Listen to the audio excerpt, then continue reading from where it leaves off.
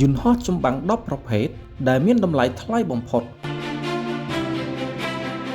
នាពេលបច្ចុប្បន្ននេះបណ្ដាប្រទេសទាំងអស់នៅលើពិភពលោកគឺផ្ដោតលើការពង្រឹងសមត្ថភាពប្រយុទ្ធដែនអាកាសយ៉ាងខ្លាំងដោយសារតែប្រទេសដែលមានអាវុធប្រយុទ្ធតាមផ្លូវអាកាសជាពិសេសយន្តហោះចម្បាំងគឺតែងតែមានប្រៀបខ្លាំងលើការប្រយុទ្ធខាងក្រោមនេះគឺជាយន្តហោះចម្បាំង10ប្រភេទដែលមានតម្លៃថ្លៃបំផុតក្នុងឆ្នាំ2026នេះទី10 F-16 Fighting Falcon F-16 Fighting Falcon គឺជាយន្តហោះចម្បាំងជំនាន់ចាស់ដែលបានផលិតនិងអភិវឌ្ឍដំបូងនៅចុងឆ្នាំ1970ដោយក្រុមហ៊ុន General Dynamics ដែលបច្ចុប្បន្នគឺក្រុមហ៊ុន Lockheed Martin F-16 មួយគ្រឿងមានតម្លៃប្រហែល$70 លានទី9 ចាស់39 Gripen ចាស់39 Gripen គឺជាយន្តហោះចម្បាំងដែលផលិតឡើងដោយប្រទេសស៊ុយអែតដែលយន្តហោះនេះសាកល្បងហោះហើរដំបូងក្នុងឆ្នាំ1988និងចាប់ផ្ដើមប្រើប្រាស់ជាផ្លូវការក្នុងឆ្នាំ1996 Gripen មានល្បឿនអតិបរមាប្រហែល2400 គីឡូម៉ែត្រក្នុង1ម៉ោងហើយបច្ចុប្បន្ននេះ Gripen មួយគ្រឿងមានតម្លៃប្រហែល$85 លានទី8 FA-18 Super Hornet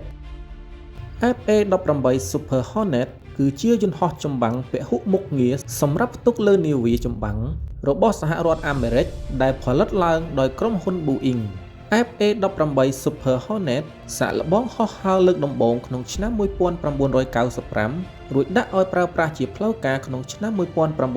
1999ដោយយន្តហោះនេះមានល្បឿនអតិបរមាប្រហែល1900 គីឡូម៉ែត្រក្នុង1ម៉ោងបច្ចុប្បន្ននេះ FA-18 មួយគ្រឿងមានតម្លៃប្រហែល$100 លានទី7 J-10C J-10C គឺជាយន្តហោះចម្បាំងទំនើបរបស់ចិនដែលផលិតឡើងដោយក្រុមហ៊ុន Chengdu Aerospace Corporation ដោយបានសាកល្បងហោះហើរលើកដំបូងក្នុងឆ្នាំ1998និងចាប់ផ្ដើមប្រើប្រាស់ជាផ្លូវការនៅឆ្នាំ2004រួចបន្តអភិវឌ្ឍ J-10C ចំនួនថ្មីនៅឆ្នាំ2018យន្តហោះចម្បាំង J-10C មានល្បឿនអតិបរមាប្រហែល2200 គីឡូម៉ែត្រក្នុង1ម៉ោងហើយក្នុងមួយគ្រឿងមានតម្លៃប្រហែល$70 លានទៅ$100 លានទី6 Rafale គឺជាយន្តហោះចម្បាំងពហុមុខងាររបស់ប្រទេសបារាំងដែលផលិតឡើងដោយក្រុមហ៊ុន Dassault Aviation ដោយបានសាកល្បងហោះហើរលើកដំបូងក្នុងឆ្នាំ1986និងដាក់ឲ្យប្រើប្រាស់ជាផ្លូវការក្នុងឆ្នាំ2001 Rafale មានល្បឿនអតិបរមាប្រហែល1900 គីឡូម៉ែត្រក្នុង1ម៉ោងហើយ Rafale មួយគ្រឿងមានតម្លៃប្រហែល$115 លានទី5 Eurofighter Typhoon យន្តហោះចម្បាំង Eurofighter Typhoon គឺជាយន្តហោះចម្បាំងជំនាន់ចុងក្រោយរបស់អឺរ៉ុបដែលរួមគ្នាផលិតដោយចក្រភពអង់គ្លេស អាល្លឺម៉ង់ អ៊ីតាលីនិងអេស្ប៉ាញដោយយន្តហោះនេះបានសាកល្បងហោះហើរលើកដំបូងក្នុងឆ្នាំ1994ហើយចាប់ផ្ដើមប្រើប្រាស់ជាផ្លូវការក្នុងឆ្នាំ2003 Eurofighter Typhoon មានល្បឿនអតិបរមាប្រហែល2400 គីឡូម៉ែត្រក្នុង1ម៉ោងហើយតម្លៃក្នុងមួយគ្រឿងប្រហែល$120 លានទៅ$130 លានទី4 F-15X Eagle ចំនួនទី2 F-15X Eagle ចំនួនទី2គឺជាយន្តហោះចម្បាំងទំនើបបំផុតក្នុងប្រភេទ F-15 របស់សហរដ្ឋអាមេរិកដែលផលិតឡើងដោយក្រុមហ៊ុន Boeing ដែលបានសាកល្បងហោះហើរលើកដំបូងនិងដាក់ឲ្យប្រើប្រាស់ក្នុងឆ្នាំ2021យន្តហោះចម្បាំងនេះមានល្បឿនអតិបរមាប្រហែល3000 គីឡូម៉ែត្រក្នុង1ម៉ោងដោយក្នុងមួយគ្រឿងមានតម្លៃប្រហែល$135 លានទី3 Su-57 Su-57 គឺជាយន្តហោះចម្បាំងចំនួនទី5របស់រុស្ស៊ីដែលផលិតឡើងដោយក្រុមហ៊ុន Sukhoi ហើយបានសាកល្បងហោះហើរលើកដំបូងក្នុងឆ្នាំ2010ហើយបានដាក់ប្រើប្រាស់ជាផ្លូវការនៅឆ្នាំ2020 Su-57